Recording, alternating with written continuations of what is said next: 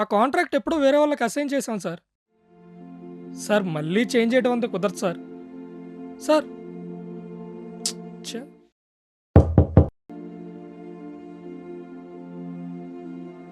మళ్ళీ తాగొచ్చారా? ఆఫీసులో work stress.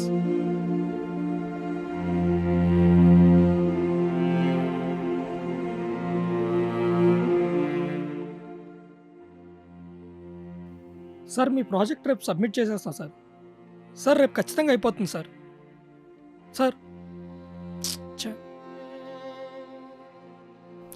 ఏవండి, అమ్మ వాళ్ళు ఫోన్ చేశారు. తమ్ముడికి మ్యారేజ్ సెట్ అయిందంట. మనల్ని అంతా కలిసి రమ్మన్నారు. నేను రాను, మీరు వెళ్ళండి. నాకు ఆఫీస్లో చాలా వర్క్ ఉంది. అది కాదండి, మనం అత్తయ్య మామయ్య అందరూ కలిసి వెళ్దామని. అక్కడికి వస్తే ఒక్కొక్కరు ఒక్కో మాట అంటారు. అవసరమా? నేను రాను. అమ్మ వాళ్ళని తీసుకొని మీరే వెళ్ళండి. నా మూడ్ అసలే బాగాలేదు. మీరు లేకుండా నేను వెళ్ళనండి. బాత్రూంలో వేడి నీళ్ళు పెట్టాను, స్నానం చేయండి. డిన్నర్ ప్రిపేర్ చేస్తాను.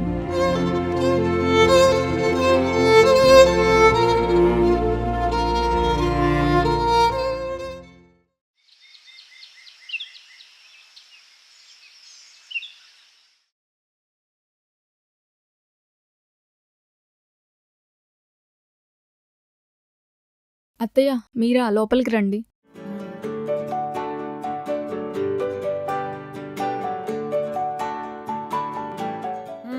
మీ ఆయన ఏం చేస్తున్నాడు?